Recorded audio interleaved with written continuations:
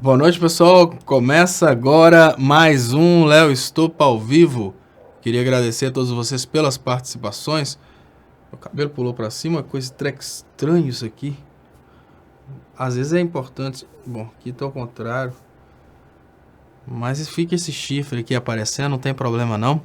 Eu queria agradecer vocês pelas participações, queria pedir quem puder compartilhar para a gente aumentar o alcance, faz uma diferença muito grande.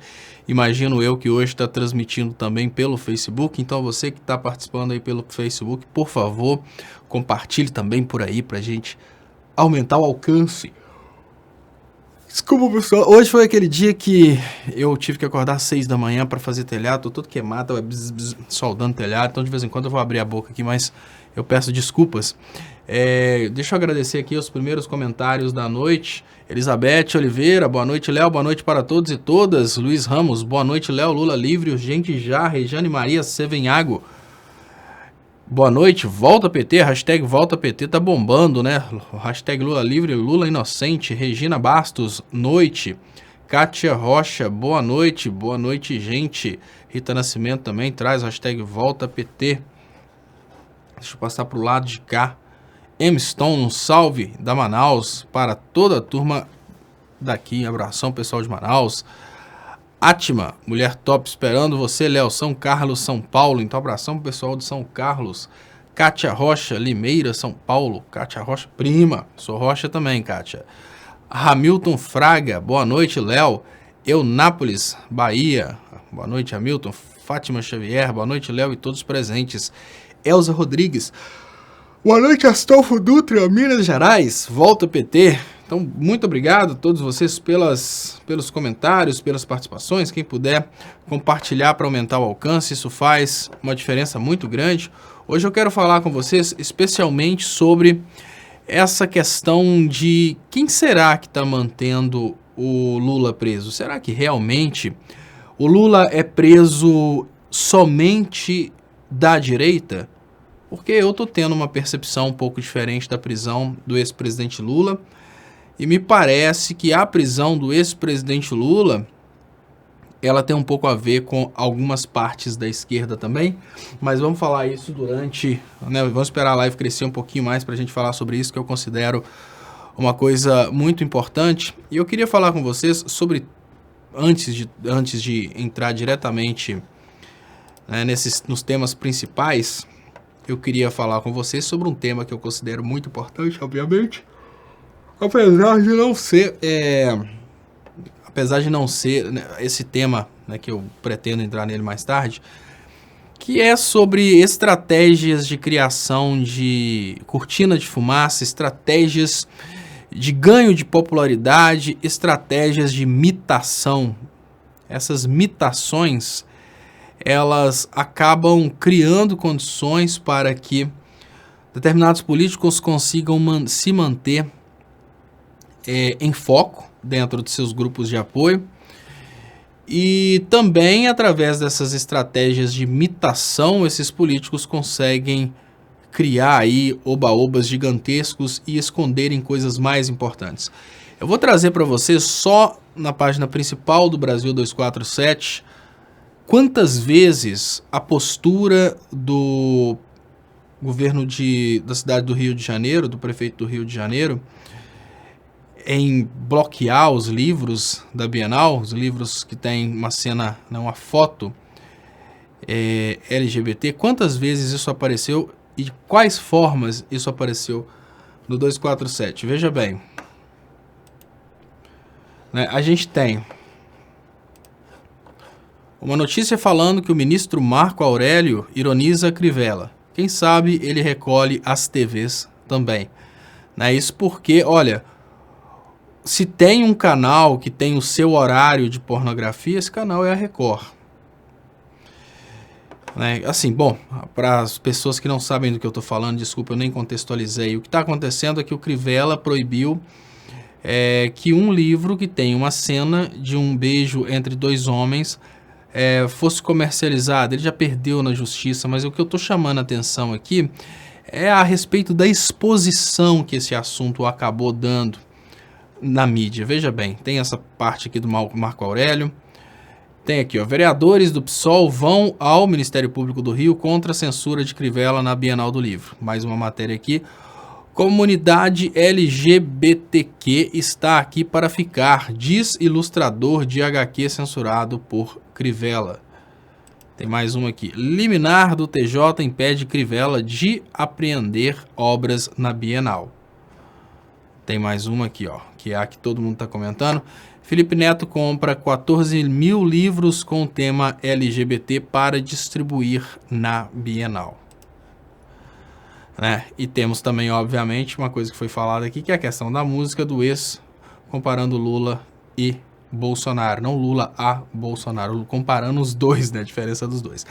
Olha, pessoal, eu não sou, obviamente, contra a causa LGBT, todo mundo sabe disso, mas eu tenho uma crítica ao que está acontecendo. As pessoas acabam não percebendo o que está rolando.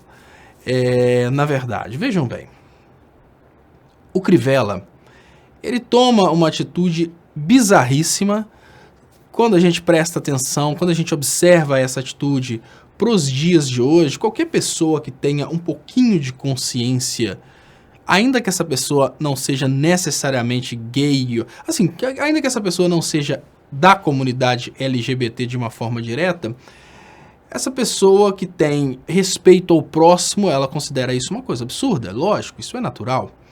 Você pensa, como assim? Um prefeito de uma cidade como o Rio de Janeiro, que é uma cidade que concentra o maior capital artístico, uma cidade que extremamente cosmopolita, a gente pensa, como assim o prefeito de uma cidade dessa está tomando uma atitude desse nível?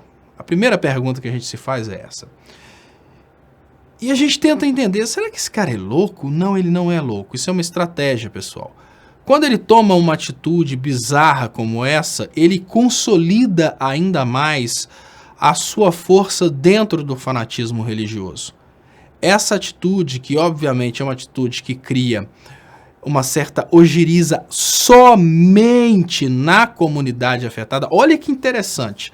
As pessoas não conseguem perceber como esse tipo de atitude é uma atitude extremamente viável para todos envolvidos, com a exceção, obviamente, daqueles que são diretamente agredidos por isso. De um lado, o Crivella consegue mais apoio, consegue ser uma certa notoriedade dentro da sua comunidade, que é a comunidade do fanatismo religioso. Então pensem, o Crivella toma uma atitude que, obviamente, é uma atitude contra o atual estado da humanidade. Né? Que é eu não falo que o atual estado da humanidade é o LGBT, o que eu digo é que nesse momento existe um respeito pela comunidade LGBT, até porque ao longo da história da humanidade o percentual sempre foi basicamente o mesmo e existem estudos a respeito disso. Mas enfim, ele chega e faz uma coisa que ele sabe que é uma coisa que está errada, ele faz uma coisa que ele tem certeza que não vai soar bem sob o aspecto legal e sob o aspecto político, mas dá certo dentro do fanatismo. Ou seja, ele mitou para o seu eleitorado. Pensa em outro ponto. O Crivella que foi eleito pelo fanatismo. E quando a gente pega os partidos que acabam batendo de frente com isso, vamos pensar o seguinte, vamos raciocinar sobre o aspecto do interesse do político. Imagina o seguinte, vereadores do PSOL vão ao MPRJ contra a censura de Crivella. Vocês acham que os vereadores do PSOL realmente estão tão incomodados? Não tô criticando o PSOL, não estou criticando o partido, estou falando do ser humano. Eu estou falando do ser humano em geral. Os vereadores do PSOL, eles não perdem com isso. Eles ganham porque é uma oportunidade dos vereadores do PSOL mostrarem serviço para a comunidade deles, que é uma comunidade que aceita a comunidade LGBT. Então veja bem, essa jogada do Crivella é uma jogada fantástica sob o aspecto do oba-oba para o Brasil que a gente tem hoje. O lado que apoia bate palmas para o Crivella, o lado que não apoia, já não gosta do Crivella, critica o Crivella, mas aí vem a parte mais cruel. Veja bem, Alguns vereadores acham isso uma coisa fantástica e fazem críticas, acham isso uma coisa absurda, fazem críticas e ganham uma certa notoriedade. Esses vereadores aparecem na mídia. Por quê? Porque a mídia explora esse assunto. Então vejam bem. O Crivella, ele toma uma atitude de censurar, no Brasil não é permitida a censura, mas de censurar um livro numa Bienal por causa de uma fotografia de um beijo de 2 homens. Na sequência, isso sai em toda a imprensa como sendo uma coisa absurda. Os políticos da oposição usam esse evento, aparecem na imprensa. Os políticos do Crivella batem palma para isso e os fanáticos das igrejas do Crivella batem palmas para isso. Aí eu conto para vocês a parte mais bizarra de todas. A imprensa que critica ganha dinheiro com essa atitude do Crivella. O que eu tô querendo dizer para vocês é o seguinte, olha, eu estou aqui falando com vocês mal do Crivella, mas eu falar mal do Crivella é uma oportunidade para eu ter assunto. Eu volto a dizer, olha, assim, faço uma crítica dessa estratégia do Crivella e falo que a gente precisa perceber isso, mas eu estou trazendo do Brasil 247, que é onde eu trabalho. Observem no Brasil 247, na primeira página, quantas notícias esse ato do Crivella, quantas notícias esse ato rendeu. Marco Aurélio ironiza, vereadores do PSOL vão ao MP, comunidade LGBTQ está aqui para ficar, diz ilustrador. Liminar do TJ impede Crivella de apreender obras na Bienal. Felipe Neto compra 14 mil livros com o tema. Ou seja, não é só a imprensa convencional que aproveitou essa coisa bizarra do Crivella. Os youtubers também aproveitaram. Eu estou aproveitando. O Brasil 247 aproveitou. E qual o problema disso? O problema disso é que existem assuntos importantíssimos para o futuro do país que estão sendo colocados de lado. Sabe o que o Crivella e o Bolsonaro estão fazendo? Vocês não estão percebendo, e eu tô. Talvez vocês estejam percebendo, obviamente, eu estou falando com uma bolha, eu estou falando com um público extremamente selecionado, eu considero vocês que acompanham esse programa pessoas extremamente inteligentes, e às vezes eu penso, não, quando eu falo, vocês não estão percebendo, obviamente eu estou querendo dizer a sociedade brasileira, não vocês que estão assistindo. O que está acontecendo é que o jornalismo brasileiro está sendo conduzido ao entretenimento. Exatamente isso. Vejam bem, e eu tô falando isso, eu vou até tirar a foto aqui do Felipe Neto, que apesar das críticas que o Felipe Neto faz a políticos que eu admiro, eu gosto muito do Felipe Neto, porque o Felipe Neto, ele é para mim, ele é um bom comunicador, e não apenas um bom comunicador, ele tem coragem de negar, por exemplo, de participar de coisas bizarras como o bolsonarismo. Então, eu vou falar mal do Crivella, mas não com a foto do Felipe Neto, com a foto do Crivella. Eu vou falar mal de tudo que está acontecendo. Olha só, pessoal, vejam bem. Nós estamos numa situação em que talvez os jornalistas não percebam, talvez o meu patrão não perceba, talvez o Léo Atucci não perceba isso. Talvez os comunicadores não percebam, mas uma estratégia está sendo desenvolvida para que o jornalismo político se torne mais um entretenimento. Ou seja, o jornalismo político deixa de ser uma coisa para mostrar as falcatruas, para mostrar as coisas engraçadas. Vejam bem, vocês já pararam para pensar que o caso da Damares no pé de goiaba recebendo Jesus deu mais audiência do que muitas coisas importantes, como, por exemplo, agrotóxicos que estão sendo usados no Brasil hoje em dia? Olha, mais pessoas acessaram vídeos políticos sobre a Damares e o pé de goiaba do que sobre os agrotóxicos que estão agora contaminando a água e o solo do Brasil. Por quê? Porque uma das estratégias fortíssimas da comunicação do bolsonarismo é exatamente conduzir a mídia como um gado em direção ao entretenimento. O Bolsonaro não é um presidente. O Bolsonaro, a Damares, essas pessoas não foram escolhidas para administrar. Por trás dessas pessoas existem aqueles que verdadeiramente comandam. O que o Bolsonaro está fazendo, o que a Damares está fazendo, o que o Onyx, as pessoas que estão sendo escolhidas nesse momento para compor o governo do Brasil, neste exato momento, são as pessoas mais capacitadas a produzirem entretenimento.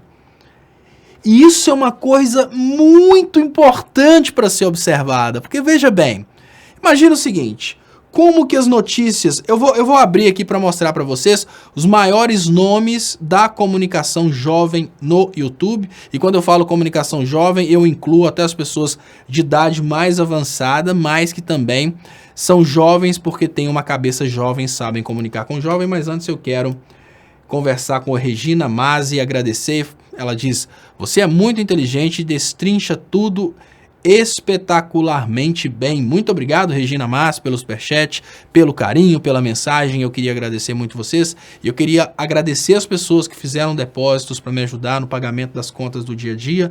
E eu queria lembrar, vocês podem ajudar o meu trabalho através das contas bancárias que estão anunciadas aí nas descrições desse vídeo.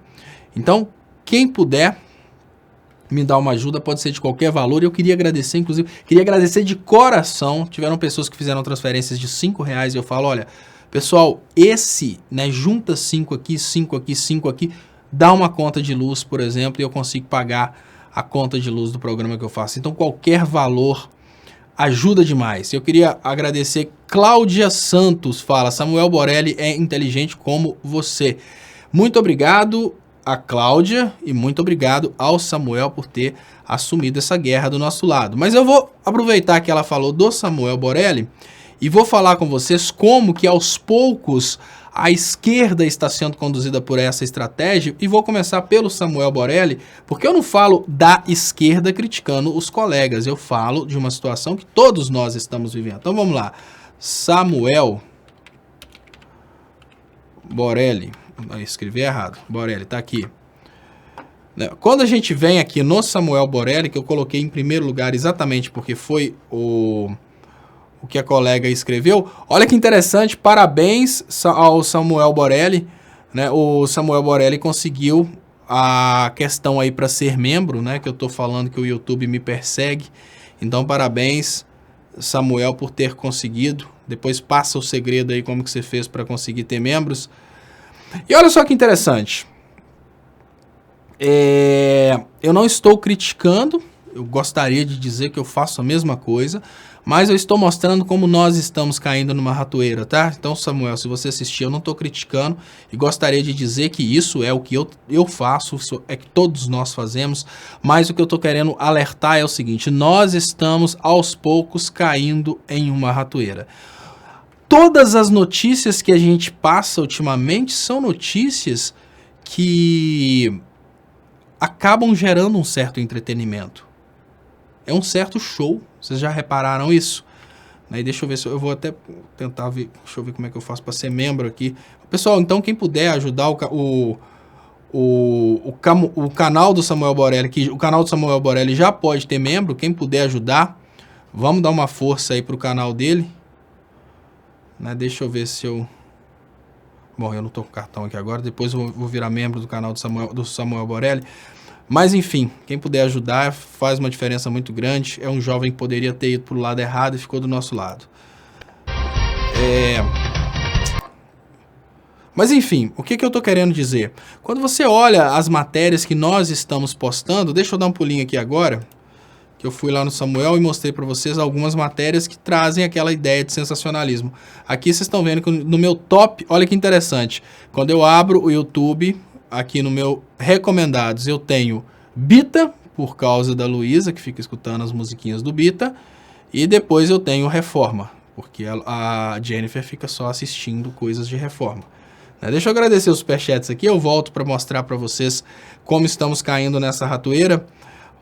Paulo Silva, música Moro, num hospício tropical, abandonado por Deus e destruindo a natureza. Moro num hospício tropical, abandonado por Deus e destruindo a natureza. Mas que tristeza. Em fevereiro tem Golden Shower. Então tá aí mais uma receita para música. Quem consegue, né, fazer essa versão aí, que eu acho que é do Jorge Ben, né?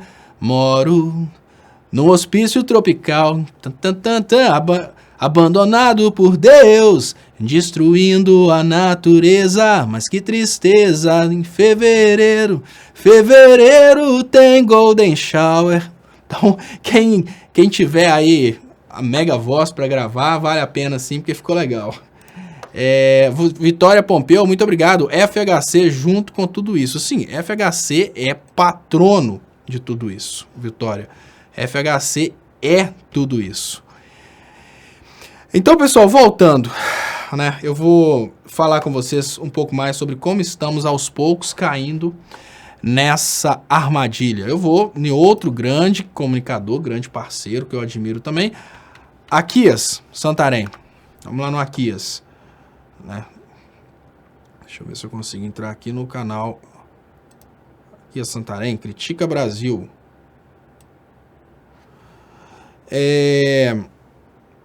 E quando a gente percebe, a gente vê que é mais ou menos a mesma coisa. Ou seja, nós estamos trazendo para as pessoas que nos assistem. Volto a dizer, não estou criticando aqui, não, eu faço a mesma coisa. Porque no final das contas, se não fizermos dessa forma, a gente fica fora daquilo que é a pauta. A gente traz exatamente isso. Eu não tenho feito vídeos curtos, quando eu estava fazendo, era exatamente a mesma coisa. A gente traz aquilo que está bombando, né? E hoje, obviamente, o que bombou foi essa questão que eu estou criticando dessa cortina de fumaça, né? E aí a gente volta nessa situação e pensa, olha, não é desprezar a comunidade LGBT, não é isso. Não é dizer que não tem valor nenhum esse tipo de matéria, não estou querendo dizer isso. O que eu estou pensando nesse momento é, será que nós não estamos sendo conduzidos como um cardume em direção a essa rede? Fazer entretenimento no lugar de fazer jornalismo sério? Sim. Olha, primeiro, o entretenimento chama muito mais atenção. Então, se você faz um vídeo zoando uma determinada situação, né, o vídeo vai bombar muito mais. E exatamente isso, é exatamente essa postura do governo Bolsonaro. Toda hora produzir uma cortina de fumaça pra gente fazer chacota, pra gente zoar. A direita no Brasil está trabalhando dessa forma.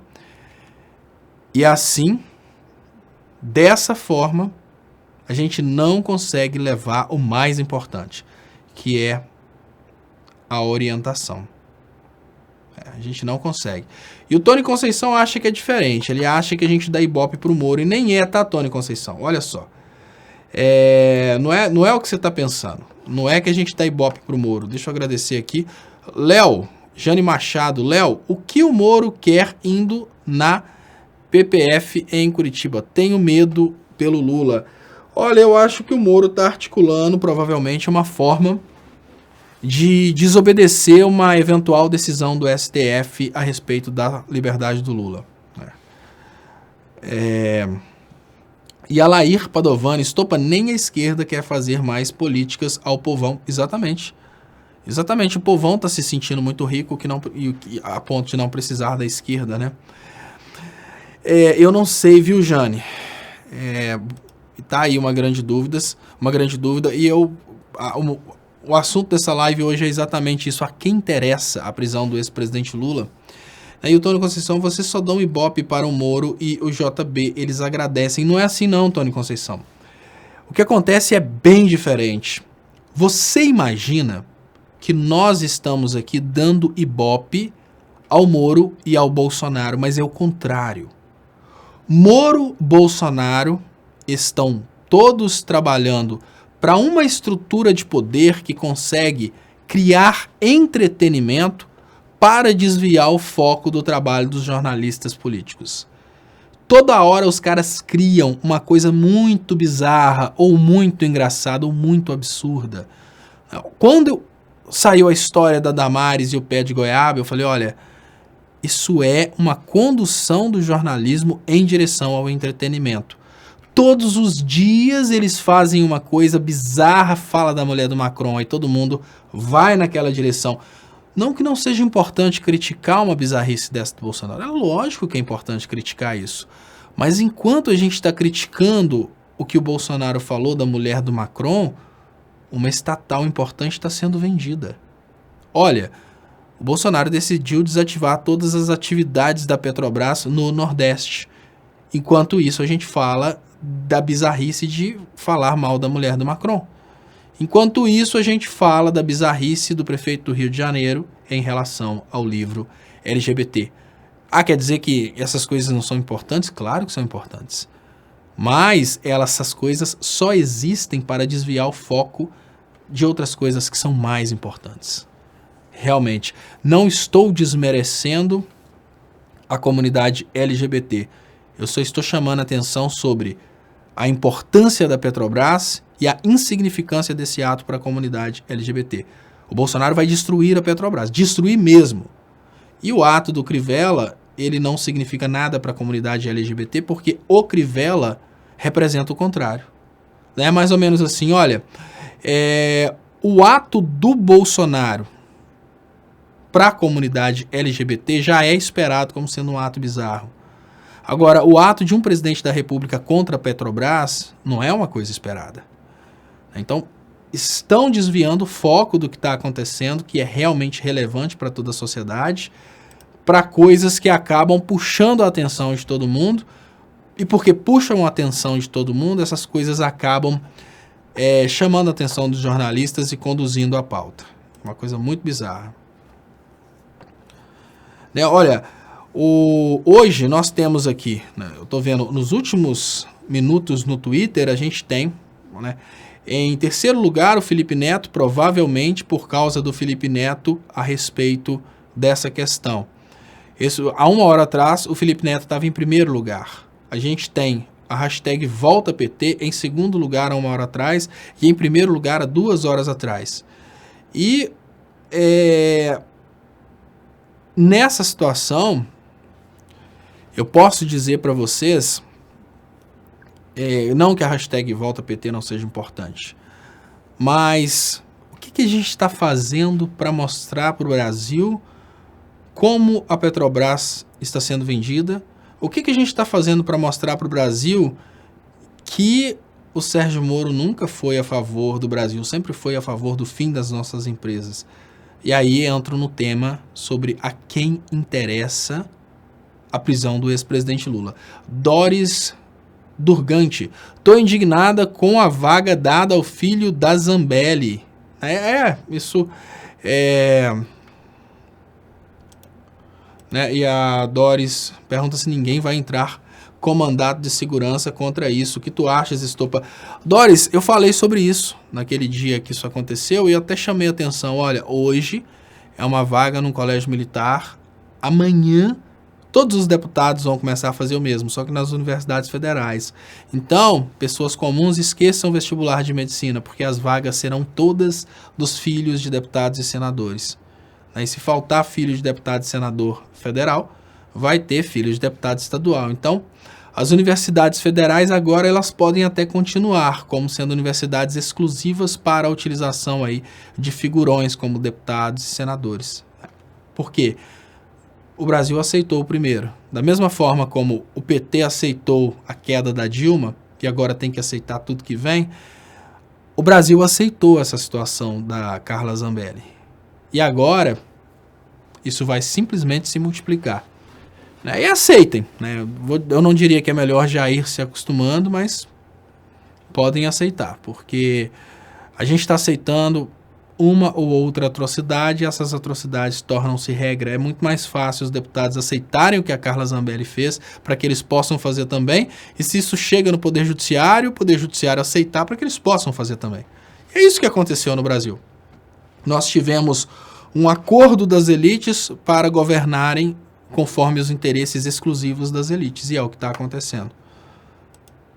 Deixa eu liberar aqui os comentários. Lembrando, vocês podem ajudar. Vocês podem ajudar o meu trabalho através dos superchats. Eu vou ler isso aqui. Eu comecei a ler e eu ver que é zoando exatamente o que eu falo agora. Então, antes de ler, eu vou até fechar o olho e vou fazer o pedido. Vocês podem ajudar o meu trabalho através das contas bancárias que estão anunciadas nas descrições desse vídeo. Agora eu vou ler a crítica do colega. Ele fala, é o Estopa, suga esmola chats. Vamos ver que tem bolsoloide passando a verdade na cara do Léo. Aí, esse Estopa tem tantos cursos e diplomas, em vez de procurar emprego, prefere viver às custas do suor alheio, sugando esmolas chat. Parasita. Obrigado, pessoa que se esconde atrás do perfil Estopa Suga Esmolas Chats. Sabe o que acontece, pessoa que se esconde atrás do perfil Estopa Suga Esmolas Chats? Toda atividade tem valor para aquela pessoa que considera a atividade valiosa. Então você fala, olha, em vez de procurar emprego, o que é o emprego? Eu vou te falar, olha, entre os meus cursos a gente tem aula de uma coisa que chama a teoria do mercado, a teoria do negócio, a teoria da troca. É mais ou menos assim, você entrega alguma coisa que tem valor para o outro te paga por aquilo. O produto que eu tenho é informação. Para você ter uma ideia, a informação é uma coisa tão valiosa que você está aqui e nesse momento você pode não estar me dando um esmola chat porque você é um pão duro, mas você está dedicando seu tempo, que vale dinheiro, você está consumindo energia e está, obviamente, utilizando uma internet que é paga. Ou seja, você está valorizando isso que eu estou fazendo. A diferença é que você é um crítico e você valoriza, mas você não contribui. Então você é um sanguessuga. Os demais colegas que podem ajudar, eles ajudam. Quem não puder ajudar, eu já disse, podem ajudar compartilhando ou de qualquer forma. Mas o mais engraçado é que você considera trabalho apenas aquilo que é feito por pessoas que você admira. Então, se eu procurasse um emprego, meu emprego também não seria digno, porque seria um emprego de uma pessoa que você não admira, o que aquela pessoa fala. Provavelmente, o antagonista, provavelmente os sites de direita, eles são trabalhadores. Eu não estou trabalhando, porque eu estou fazendo uma comunicação, dividindo conhecimento. Todos os diplomas que você mencionou que eu tenho, eu tive que me esforçar muito para aprender o que eu aprendi para ter os diplomas. E agora eu compartilho aqui na internet. Algumas pessoas contribuem com o trabalho que eu faço. Você considera isso uma coisa errada.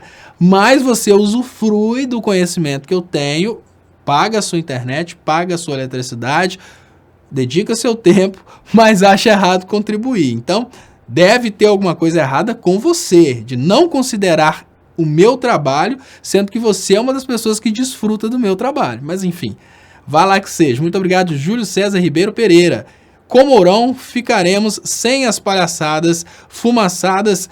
É uma pergunta? Sem as palhaçadas fumaçadas? E os temas destruidores ficariam transparentes? Mourão é um péssimo bobo da corte. Júlio César Ribeiro. O Bolsonaro não caiu ainda porque o Mourão não estaria disposto a ser bobo da corte. Essa é a minha opinião. O Mourão não está disposto a, por exemplo, ficar fazendo oba-obas tipo Damares Pé de Goiaba, essas palhaçadas todas, para o pau comer solto. Eu acho que o Mourão está esperando a hora que o Bolsonaro vai sair naturalmente para ele entrar e fazer um trabalho, ainda que liberal, mais sério. Eu imagino que a ideia dele seria essa, não ficar fazendo essa coisa de xinga a mulher do Macron, fala isso, não trabalhar em cima da mitada, tentar ser um governante mais sério. Doris Durgante, não estou falando que o Mourão é bom para a esquerda, não. O que eu estou falando é seriedade, porque um cara pode ser um governante de direita e governar de uma forma séria, sem as palhaçadas do Bolsonaro. Petrobras, Amazônia e Futurice atingem diretamente nossa soberania. O povo precisa ser esclarecido da gravidade disso. Comente, por favor. Obrigado. Obrigado, Doris Durgante. Eu tenho falado muito sobre isso, Doris. Muito obrigado, Júlio César Ribeiro Pereira. Estopa, pega a estopa e limpa os bolsomínios. Obrigado, Júlio César. Olha,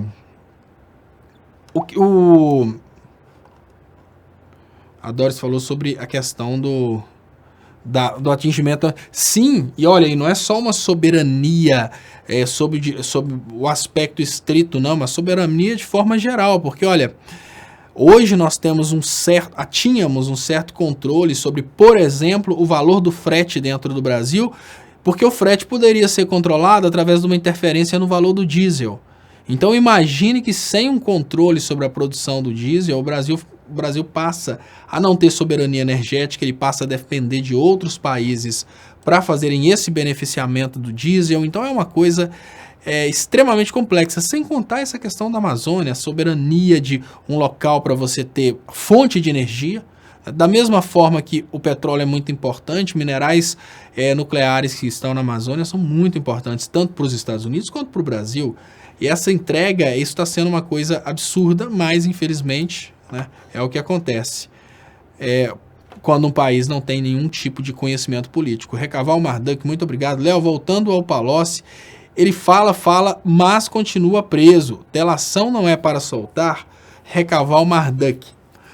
Olha, Recaval, tem um filme, eu não sei se vocês assistiram, esse filme se chama Um Sonho por Liberdade. Na hora que eu li sua mensagem, eu não vou falar que eu pensei nisso antes, não. Na hora que eu li sua mensagem, eu me lembrei desse filme. Eu vou escrever aqui, Um Sonho por Liberdade.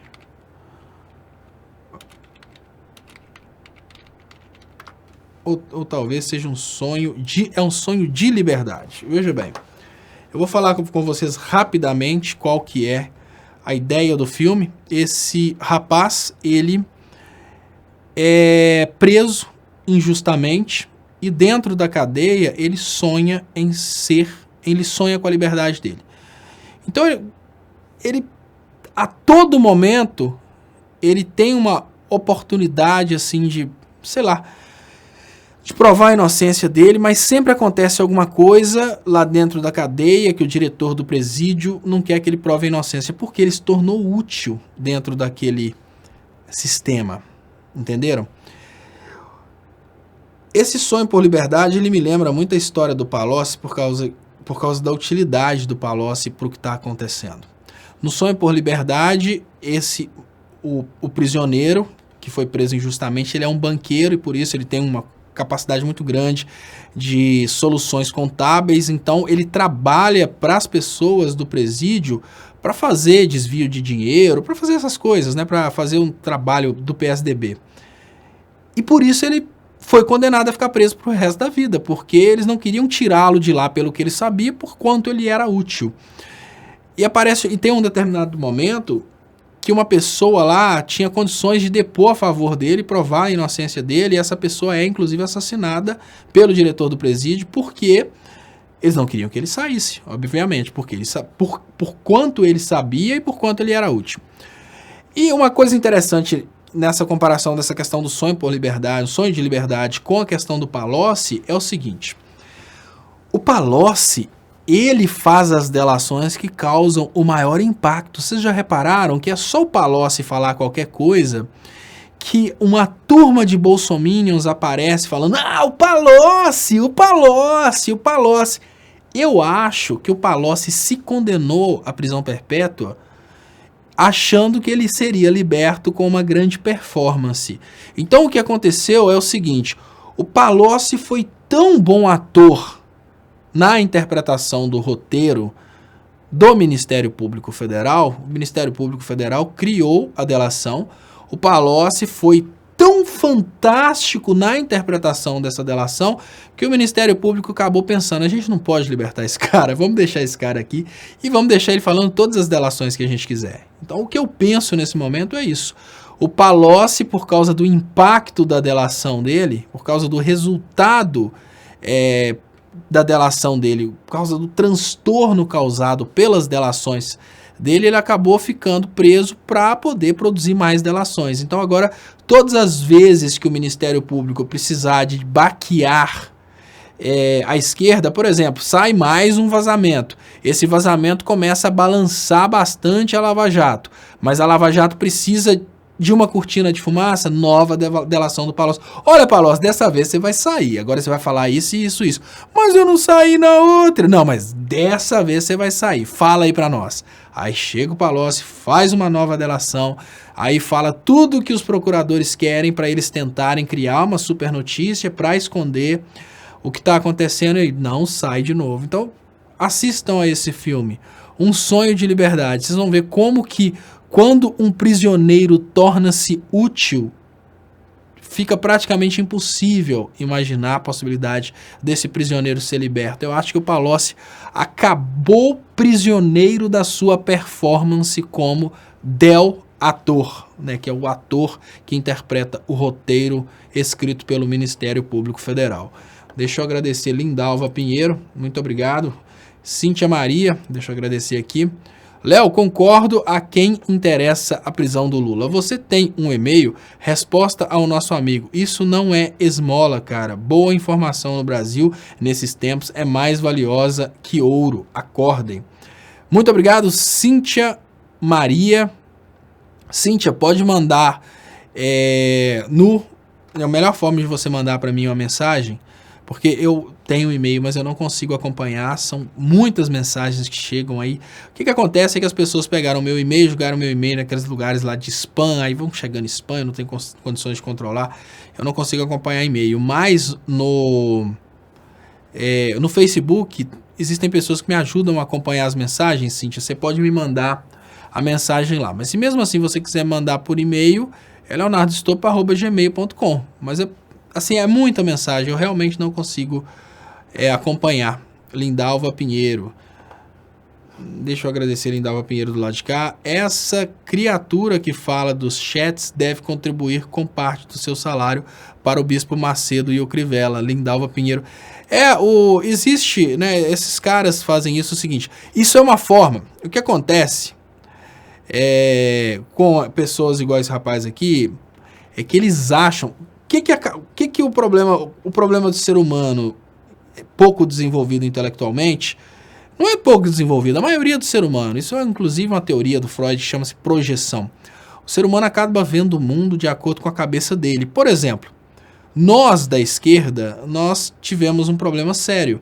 E esse problema, eu tenho alertado muito para esse problema, que é ignorar a humildade intelectual do outro. E eu falei durante 3 anos, esquerda não pode ignorar o kit gay. O kit gay pode ser uma coisa absurda entre nós, mas para eles do fanatismo, eles acreditam nessa coisa de kit gay. É preciso explicar essa. Eu fiz vários vídeos sobre isso. A esquerda ignorou, não teve nenhum trabalho realmente sincronizado para provar que a coisa do kit gay era mentira. Mas enfim, na reta final eles até perceberam e mudaram um pouco a postura. Mas a gente tem essa tendência de ver o mundo com a nossa cabeça. E o que esse rapaz faz é aquela coisa que no dito popular a gente chama de psicologia infantil.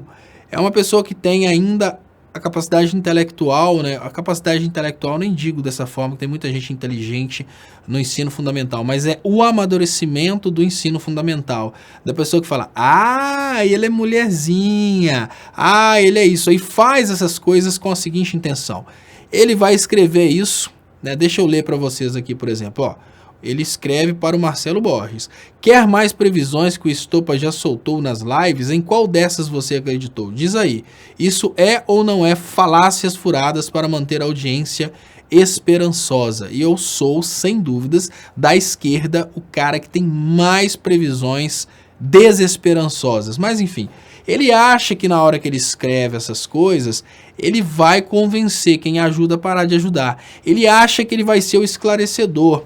E a partir da mensagem dele, o cara vai olhar e vai falar assim, nossa, não é mesmo? O Estopa é um suga esmolas chats. Né? Ele acha que ele vai me humilhar escrevendo esmolas chats e que vai alertar os outros. Olha, nunca mais eu vou contribuir com o Estopa, ele é um esmolas chats. O rapaz lá me mostrou isso. Mas isso é, sem dúvidas, uma coisa comum, né, no ser humano. Com o amadurecimento mental, né, de de jovens aí de ensino fundamental, essa coisa de achar que você vai dar essa espetadinha, o outro vai se sentir espetado e não vai fazer só por desaforo, né? Ah, eu não vou fazer isso não, né? Senão vão achar que eu tô dando esmolas chat. Então eu já acostumei com isso. Ele não é o primeiro, nem vai ser o último, e eu não tô nem aí pra ele, eu acho engraçado. Léo, adoro saber sobre política, você é meu professor. Qualquer valor enviado a você seria pouco pelo seu conhecimento. Essa pessoa deve ser analfabeto, não entende nada. Muito obrigado, Aide Mota. Olha, eu não sei o que faz com que essas pessoas realmente tomem essa postura de opressores, né, de bolsonaristas. É uma coisa, né? Felipe Amorim fala aqui que o Felipe Amorim falou uma coisa aqui que é muito boa. Eu não estou aqui ameaçando que você vai pro inferno se você não pagar o superchat. Muito pelo contrário, eu falo assim, se você não puder ajudar com o superchat, compartilha. Eu agradeço de qualquer forma, né? Então, eu não estou aqui fazendo essas pressões. Né? É mais ou menos assim, né? Vou fazer aqui agora. Eu vou colocar até óculos para as pessoas entenderem que a coisa é séria, né? Então é mais ou menos assim, ó. Olha, irmão. Você não pode roubar o que é de Deus. E tá na Bíblia. 10% é de Deus. Nem é seu. E você não tá fazendo vantagem nenhuma em pagar o dízimo. Não é seu, você está devolvendo. Muito pelo contrário. Se você não devolver, você está roubando. É assim que funciona, você está roubando. Porque é de Deus, não é seu. Você está roubando. Agora, a oferta é diferente. Oferta é a prova que você ama a Deus. Oferta é a prova que você ama a Deus. Se você não der a oferta, Deus nem está te vendo. Porque o dízimo já é dele. Ele pode não te ver como ladrão. Mas ele também vai entender que você não está nem aí para ele. Você não deu uma ofertinha. Então, irmão, tem que ser dizimista, porque senão é ladrão. E ofertante, porque senão não está valorizando Deus. E não consegue nada. Pode me pedir oração, não vou nem orar. Eu não vou nem orar porque se falar que não está dando oferta, eu sei que Deus não vai ouvir. Então para que eu vou perder tempo orando? Então, se não mandar oferta, eu não vou nem orar. Muito obrigado, Ana Salgueiro, pelo superchat. Muito importante para o crescimento dos canais, eu agradeço de coração. E eu queria dizer para vocês, pessoal, que eu respeito demais a Bíblia, respeito demais a fé das pessoas, mas eu queria entender o que faz uma pessoa imaginar que o Deus Todo-Poderoso que criou o mundo, que criou o universo, que criou o dinheiro, precisa do seu 10%. Precisa da sua oferta. Vamos cair na real. Você sabe o que acontece, pessoal? Olha, você não terceiriza aquilo que é sua obrigação.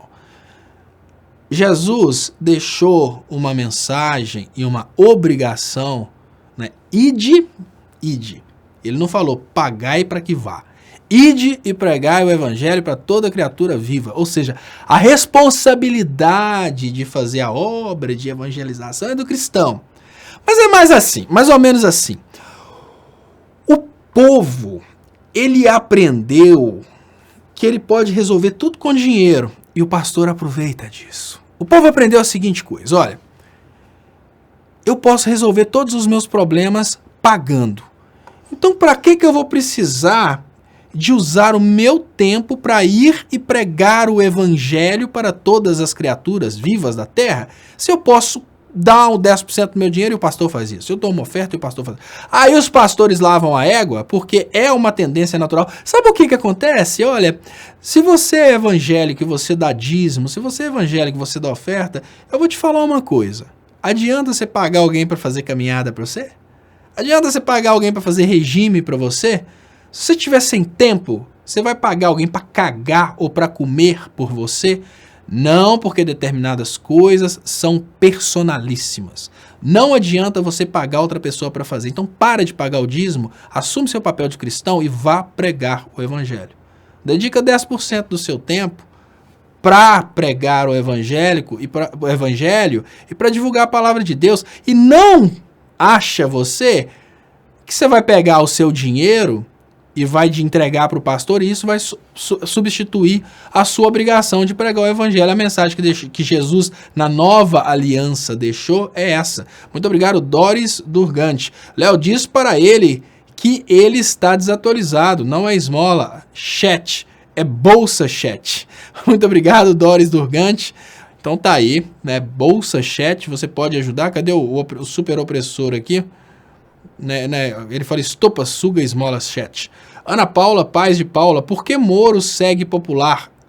Adorno, 1947, abre aspas, hoje em dia as massas logradas sucumbem mais facilmente ao mito do sucesso do que os bem-sucedidos. Eles têm os desejos deles. Muito obrigado, Ana Paula, Paz de Paula. E muito obrigado, Júlio César Ribeiro Pereira. É inveja e recalque. Resume. Muito obrigado. Deixa eu liberar os comentários aqui e agradecer vocês pelas participações. Mas é isso aí, pessoal, o que está rolando hoje, infelizmente. Agora, falando sobre essa questão do Moro vai à sede da PF, eu queria conversar com vocês sobre uma coisa. Olha, em termos técnicos, o maior inimigo da sociedade brasileira hoje é o Sérgio Moro.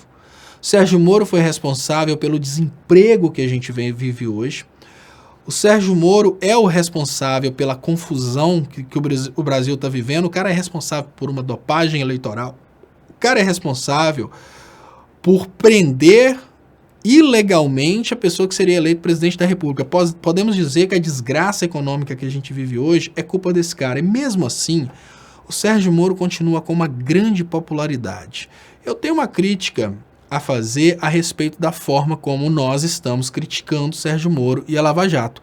Nós estamos criticando Sérgio Moro e Lava Jato, falando que Sérgio Moro quebrou a economia, mas a gente acaba deixando por entender que ele quebrou a economia tentando acabar com a corrupção. Com esse papo de acabar com a corrupção, ele quebrou a economia. As pessoas percebem que a quebra da economia foi um efeito colateral. Mas é lógico que não foi. A finalidade da Lava Jato foi a destruição das nossas empresas. E a pergunta básica que eu faço nesse momento é o seguinte: se a esquerda sabe disso, por que a esquerda não trabalha em cima disso? Porque se uma pessoa não gosta do Lula, você falar que o Sérgio Moro condenou o Lula injustamente vai fazer com que essa pessoa ame o Sérgio Moro. Aí vamos pensar o seguinte: você tem ódio de outra pessoa por algum motivo. Eu queria entender por que as pessoas têm ódio do ex-presidente Lula, mas enfim. Você tem ódio de alguma pessoa por algum motivo. Você tem ódio daquela pessoa por algum motivo. Aí você fica sabendo que aquela pessoa foi presa injustamente. Você vai gostar do policial, do juiz, seja lá do que for. Porque você tem ódio daquela pessoa. A personalidade de quem tem ódio é essa. É gostar de ver a pessoa passando por maus momentos. E a pergunta básica, será que eles acham, será que a esquerda acha que vai conseguir mostrar para quem tem ódio do ex-presidente Lula que o Sérgio Moro não é uma boa pessoa, falando que o Sérgio Moro condenou o ex-presidente Lula? Não. Falar que o Sérgio Moro condenou o Lula injustamente, entre aqueles que detestam o ex-presidente Lula, sobe a popularidade do Sérgio Moro. A galera pensa, nossa, olha, agora que eu gosto do Moro mesmo fora da lei, ele condenou o cara que eu odeio. Mas esse cara que está pensando essa bobagem deve estar desempregado hoje por causa do Sérgio Moro. Então eu pergunto basicamente, qual que é o problema para a esquerda entender que o maior inimigo da democracia é o Sérgio Moro e que a forma de mostrar para o Brasil isso é mostrar que o Sérgio Moro destruiu a economia e não ficar tentando explicar que o julgamento do Lula foi um julgamento errado? A esquerda já sabe disso, a direita já sabe disso, não precisa repetir isso. Mas e a informação de que a Lava Jato veio para destruir a economia brasileira? A gente tem provas disso agora. Por que a gente não consegue mostrar isso? Inclusive, o Procurador-Geral da República escolhido pelo Bolsonaro falou isso. O novo PGR escolhido pelo Bolsonaro trouxe exatamente essa informação. Deixa eu ver se eu acho para vocês aqui. Tá aqui, ó. Abre aspas. Espetacularização levou à ruína da economia, diz indicado de Bolsonaro a PGR. Ou seja, o novo Procurador-Geral da República fala exatamente isso que estamos falando há muito tempo.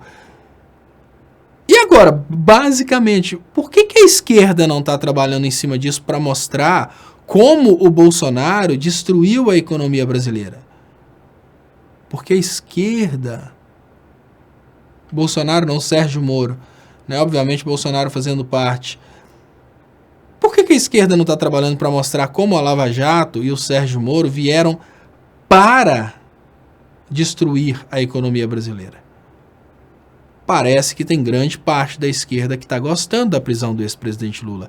E é claro que está gostando. Vocês lembram que eu falei com vocês há pouco tempo atrás que eles estão conduzindo a imprensa de esquerda, estão conduzindo os comunicadores da esquerda para o entretenimento? Falar todo dia da prisão do Lula dá lucro. A quem interessa a prisão do Lula? A imprensa, ao Sérgio Moro, ao Bolsonaro, mas principalmente para uma esquerda traidora que tenta criar um substituto para o Lula. Principalmente para uma esquerda traidora que quer mostrar a todo tempo que luta pela liberdade do Lula. Tem gente que adora a existência de uma doença para falar que está lutando contra essa doença. Tem gente que vive da existência de um problema. O que seria do Silas Malafaia se não existisse na cabeça dos seus seguidores um Satanás maligno querendo destruir, matar e roubar? É o medo do Satanás que faz com que algumas pessoas deem dinheiro para o Silas Malafaia. Então, o Silas Malafaia, sem sombra de dúvidas, se ele acreditasse em Deus e Satanás, ele, sem sombra de dúvidas, teria muito mais amor ao Satanás do que a Deus. Porque quem dá dinheiro para o Silas Malafaia é o Satanás. Nesse momento, o Sérgio Moro, ele não cai porque ele é muito interessante também para a esquerda. A esquerda traidora precisa ficar demonizando o Sérgio Moro e o Bolsonaro para aproveitar esse momento político. E com isso, o Lula fica preso. Com isso, é lucro o Lula ficar preso. Deixa eu agradecer. Menir Ribeiro. Estopa, o que fazer com esse ministro da Educação? Sou mãe de uma doutoranda e pesquisadora da USP, engenheira química, e pode ter sua bolsa cortada. Menir Ribeiro. Engenheiros químicos agora no Brasil, Menir Ribeiro, são contra os interesses da metrópole, dos Estados Unidos. Isso é uma coisa muito triste.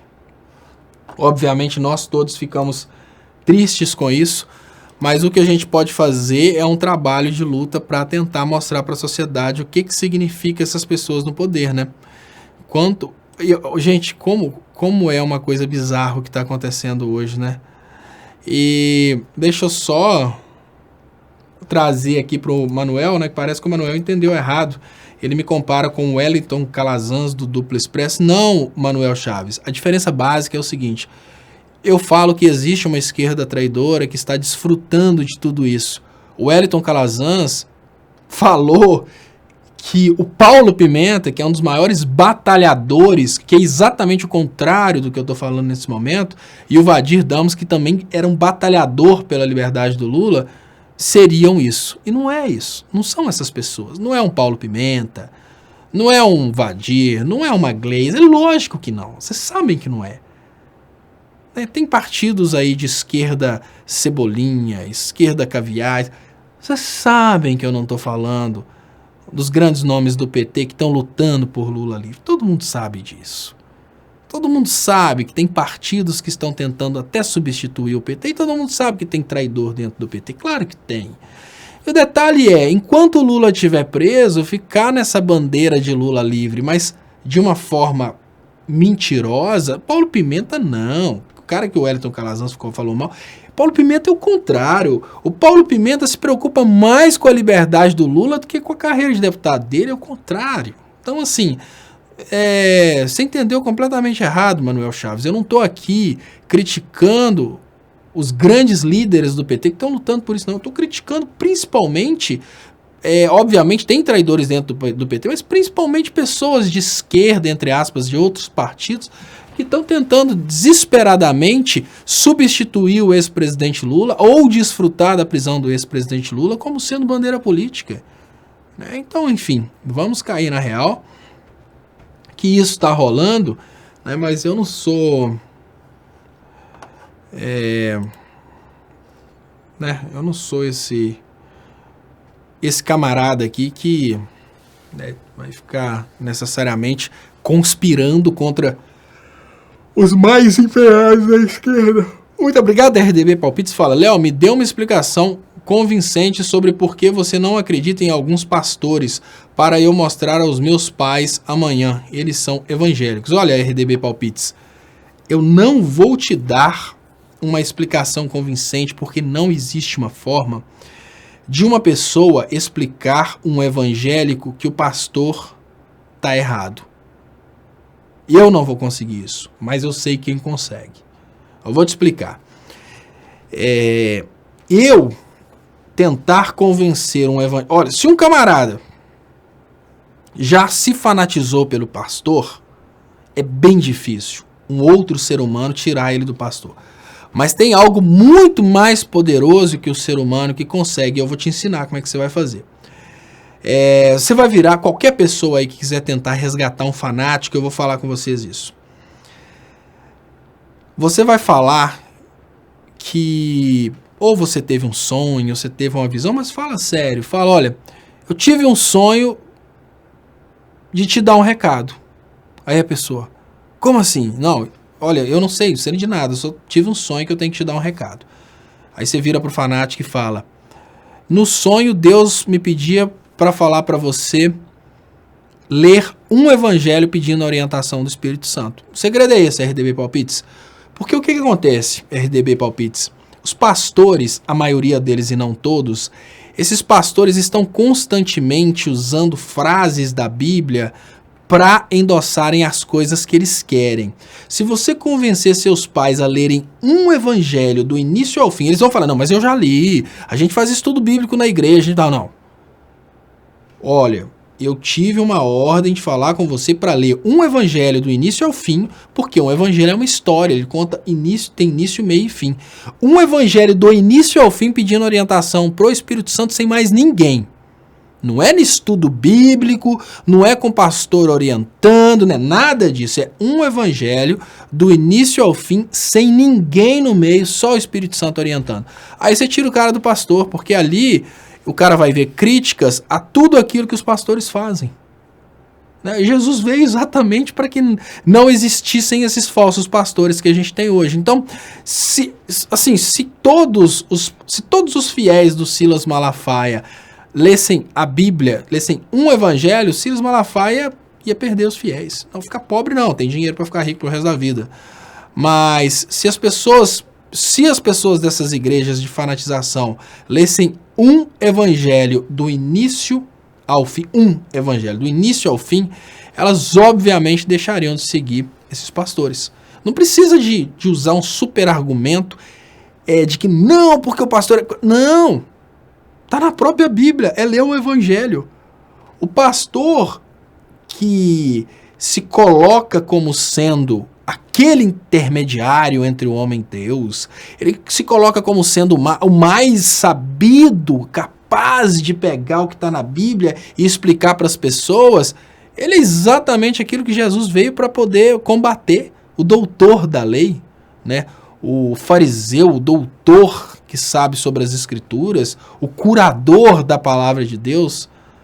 Então, se a pessoa lê o evangelho e prestar atenção, ela automaticamente pula fora, né,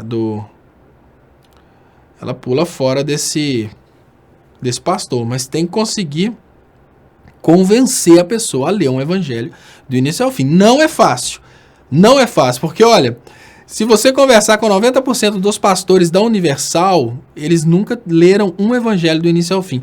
Eles são treinados para usarem frase tal na hora tal. O cara chega com a dor de cabeça, irmão, que não sei o que, vai lá e já decorou, abre exatinho aquele lugar. O cara chega reclamando que tem familiar doente, ele sabe certinho onde ir para poder convencer aquela pessoa e arrancar o dinheiro dela. Eles não leem a Bíblia, eles não conhecem nada da Bíblia. Então é assim, é uma coisa extremamente complexa você conseguir convencer um evangélico a deixar de ouvir o pastor para ler a Bíblia. É muito difícil. Deixa eu agradecer vocês pelas participações. Deixa eu ver como é que estão aqui. E eu estava comentando com vocês, né, uma coisa muito importante, né, sobre o novo PGR ser a favor da ideia de que a Lava Jato destruiu a economia. E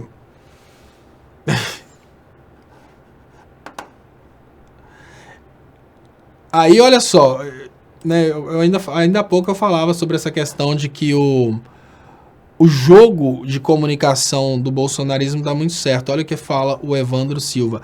Os petistas são todos loucos, esse bando de comunista vai para Venezuela. Não cabe. Não cabe. Dentro da Venezuela, todos os petistas. Trata-se do Partido dos Trabalhadores. Todos os trabalhadores, obviamente, se identificam com a causa dos trabalhadores. Então não cabe. PT só apoia o que não presta, por isso esse país está nesse lixo, sem lei. Não, esse país tem muitas leis, Evandro Silva. O problema desse país é que as leis são usadas para beneficiar os ricos e prejudicar os pobres, mas as leis estão aí. E quando você fala que PT só apoia o que não presta, provavelmente você deve estar fazendo menção às críticas que são usadas exatamente para conduzir seu pensamento nesse sentido. Você deve estar falando provavelmente de kit gay, mamadeira de piroca, causas LGBT. E eu te falo, olha, o PT fez trabalho fantástico na economia. O PT fez um trabalho fantástico na educação. Você falar que construir 36 universidades federais é uma coisa que não presta, uma coisa muito estranha.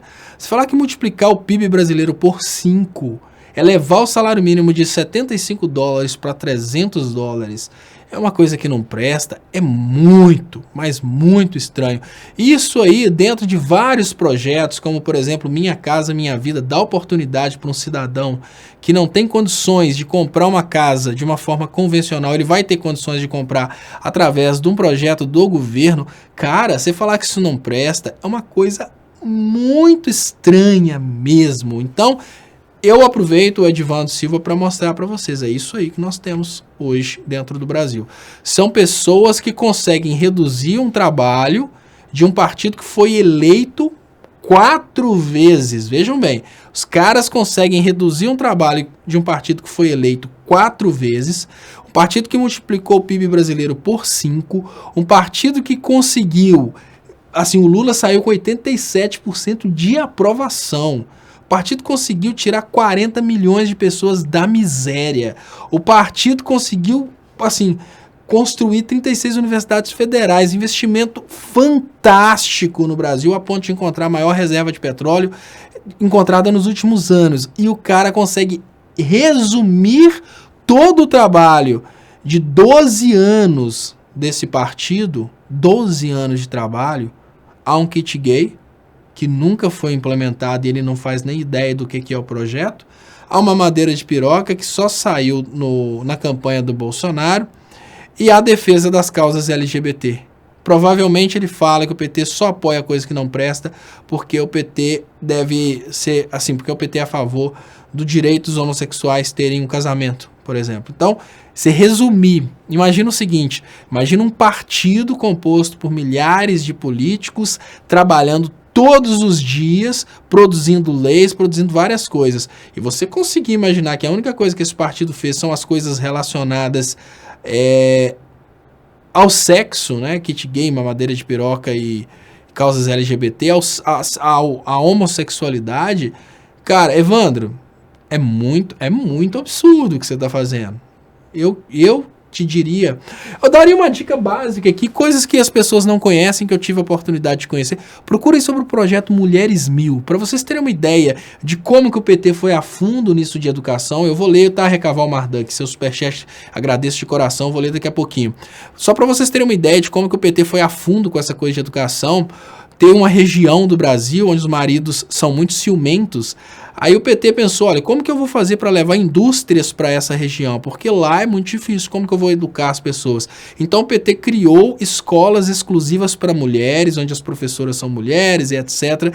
Essas escolas ensinavam profissões para que depois as empresas pudessem se estabelecer nessas cidades. Aí ensinava costura, ensinava a fabricação de alimentos, várias coisas para que depois as empresas pudessem ir. Mas como a atividade das mulheres era uma atividade restrita porque os maridos eram muito ciumentos, eles fizeram projetos relacionados apenas com mulheres. Só mulher podia ser, só as mulheres que podiam ser alunas e professoras. E outro projeto também que eu acho fantástico, aquele projeto Caminhos da Escola. Olha, o projeto Caminhos da Escola, que o governo federal criou uma linha de subsídio e, assim, o governo federal fez uma parceria de produção e fabricação de ônibus para que as pessoas de localidades mais carentes, as pessoas da roça, vamos falar assim, pudessem ir para a escola. Dentro, lá no interiorzão do Brasil, o projeto Caminhos da Escola, ele comprava barco para as crianças irem estudar de barco. Aí a gente vê o Evandro Silva falando uma coisa dessa, eu falo com vocês, o Brasil é merecedor do que ele está passando. O Brasil é merecedor. Então não tenham muito remorso pelo que vai acontecer com a sociedade brasileira. Porque o cara conseguir resumir um trabalho de 12 anos, de várias pessoas sérias, dentro dessas pessoas sérias, obviamente existem pessoas que não são sérias, e isso acontece em todas as instituições, mas um trabalho de várias pessoas sérias, durante vários anos, o cara consegue resumir ao que o Bolsonaro falou na campanha dele, cara, de boa. Olha, você é merecedor da desgraça que te espera. A sua família, ela vai pagar junto com você pelo que você está fazendo com o seu país. Simples assim. E quando você fala, vai para a Venezuela, eu te digo uma coisa. Em pouco tempo a Venezuela vai estar muito melhor que o Brasil. Escreva nesse momento que eu estou te falando. E sabe por que a Venezuela vai estar melhor que o Brasil? Porque o Brasil vai estar pior. E por causa de pessoas como você. Por causa de idiotas como você, o Brasil vai estar pior que a Venezuela. Idiotas que conseguem ignorar o fato de que um governo foi reeleito por 3 vezes, eleito, reeleito, reeleito e reeleito. Você acha que você é o espertalhão e que a população brasileira reelegeu o governo do PT na esfera federal 3 vezes só porque o governo do PT apoiava causas LGBT. Então, vamos cair na real. O Brasil acaba sendo merecedor da desgraça que o espera, por causa de pessoas como esse Edivaldo Silva. Deixa eu agradecer aqui. Muito obrigado, Recaval Marduk. Ele fala, Léo, o cristianismo é cultura das cavernas. É a tabuada carro de boi. Se compararmos com o conhecimento hindu, Yeagandhi, Paramahansa, Yoganda, Hakamakshonda e Vivekananda, mestres hindus, recomendo Sublima Tornado, tudo transparente como água. Recaval Marduk, vou tentar ler de novo aqui, porque todos esses nomes aí são dificílimos de se falar. Então, Léo, cristianismo é cultura das cavernas, é a tabuada, carro de boi. Se compararmos com o conhecimento hindu, leiam Gandhi, Paramahansa, Yogananda, Ramakrishna, deve ser o Ramakrishna, que eles falam que tem o que tem até na música aí do Nando Moura, mas eu não sabia como é que escrevia, não, deve ser Ramakrishna e Vivekananda, mestres hindus, recomendo, Sublima Tornado, tudo transparente como água. Muito obrigado, Recaval Marduk. Eu vou ler sim, porque eu quero aprender outras coisas.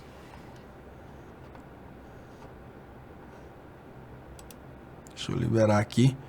Olha, pessoal, eu queria agradecer vocês pelas participações. E queria dizer que você pode ajudar o meu trabalho através das contas bancárias. Na hora de ajudar, eu vou ver se eu acho que o último comentário aqui, ó. Tá aqui. Eu acho até engraçado, né, que o cara acha que tá oprimido. Pessoal, muito obrigado pelas participações. Eu queria agradecer vocês e queria lembrar que, além de esmolas chats, você pode ajudar meu trabalho através das contas bancárias que estão anunciadas aí nas descrições desses vídeos. E você pode... Teve uma vez que eu fui numa igreja e eu escutei dessa forma, com essa entonação. Eu falei, irmão, você ajuda com o que você quiser. Você pode ajudar com 10, pode ajudar com 100, 1000. Quem falou 1000 é DH. 1000. Mas você pode ajudar com um depósito de 1 centavo, 10 centavos, R$1, R$10, 1000, 100 mil, Ferrari de ouro, Oi, Friboi, Jatinho, Iate, Ilha de Fernando de Noronha comprada na mão do Luciano Huck. Então, o patrimônio do Lulinha é o limite, né? O Lulinha é o cara mais rico do universo, né? O Lulinha tem muita coisa mesmo. E olha, acreditem, eu já ouvi o Uber falando que o Lulinha é o cara mais rico do Brasil. Tipo, o quê? Você não sabia disso? Aí o cara foi falando praticamente... Porque eu imagino que dentro da cidade de São Paulo acontecem especulações do tipo, o cara tá dentro de um táxi, aí o cara tá lá com o motorista, o cara é puto com o PT, vai aponta pra um prédio na Avenida Paulista. Olha aquele prédio ali, ó. Aí o motorista, do Lulinha, tá em nome de laranja. Aí o motorista do táxi já se torna um propagador daquela notícia. Aí todo passageiro que o motorista do táxi pensa que passa, tá vendo o prédio ali, ó? É do Lulinha. E o passageiro passa a acreditar nisso. Aí vocês imaginem isso acontecendo com uma São Paulo inteira dizendo que tudo de grande e poderoso é do Lulinha. Então hoje você entra no táxi ou no Uber em São Paulo e o cara começa a falar sobre política, o cara começa a apontar um monte de prédio de São Paulo, falar um monte de empresa, aí você calcula mais ou menos assim de cabeça tudo aquilo que está sendo atribuído ao Lulinha, você percebe que Bill Gates, Rockefeller, Rothschild, esses caras aí são nada perto do Lulinha. O Lulinha tem São Paulo e o resto do Brasil, mais a Ferrari de ouro e a Ilha de Fernando de Noronha. Então você pode ajudar, obviamente, nas contas bancárias, e o patrimônio do Lulinha é o limite. Então, muito obrigado. Deixa eu liberar aqui. E o Val Alves fala 500 milhões na conta do sapo cachaceiro. Mas ele é inocente. Eu não sei, Val Alves, se o organismo do sapo é capaz de processar bebidas alcoólicas. Eu vou dar uma olhada nisso. Eu acho que não, cara. Assim, eu sei que o sapo é um bicho venenoso. Mas o sapo não tem o controle sobre o próprio veneno. O sapo tem muito veneno, mas não tem controle sobre o veneno. Toma cuidado. Mas enfim, deixa eu liberar aqui. E deixa eu pedir para vocês compartilharem para aumentar o alcance. Vou colocar aquele vídeo que encerra as lives e logo após eu coloco a reprise. Eu volto amanhã nesse mesmo horário, nesse mesmo canal. Muito obrigado e até amanhã. E isso normalmente tem causado no Brasil é a queima de aparelhos televisores, a queima de aparelhos ligados ao sistema de internet do provedor de internet. Por exemplo, a NET não instala o supressor de surtos que é necessário na entrada do sistema de TV a cabo. Da mesma forma que um raio pode cair e queimar um aparelho eletrônico, imaginem o que pode acontecer se uma criança estiver segurando o fio da TV a cabo exatamente no momento em que o raio cai. O que eu estou chamando a atenção de vocês é que o sistema de TV a cabo, como está sendo instalado pela NET em várias casas brasileiras, ele pode causar não apenas a queima dos aparelhos, como pode causar também a morte de pessoas. O que acontece é que na hora que o raio cai, uma indução eletrostática acontece naquele fio que está esticado. E ali, aquele fio recebe centenas de milhares de volts e quebra o isolamento do equipamento. Isso queima a televisão, isso queima os aparelhos conectados à internet e pior, se tiver uma pessoa, ela pode morrer. Por que que ninguém fala a respeito disso no Brasil? Porque é muita grana que está em jogo. É muito mais fácil deixar as pessoas mais pobres morrerem sem saber o que está acontecendo do que denunciar uma empresa do tamanho da NET que ela está instalando o sistema sem a devida proteção, porque na hora que cai um raio e queima, eles averiguam e tentam dar barrigada e não pagar a indenização. A tendência natural do brasileiro é deixar para lá. Então eles não atendem, você vai deixando a coisa para lá até o momento em que você perde o direito de entrar na justiça contra eles. Estatisticamente fica mais barato para eles desrespeitarem o Brasil do que atenderem adequadamente. Aí que entram as agências regulamentadoras para exigirem essa condição de segurança. No Brasil eles têm um lobby muito forte e isso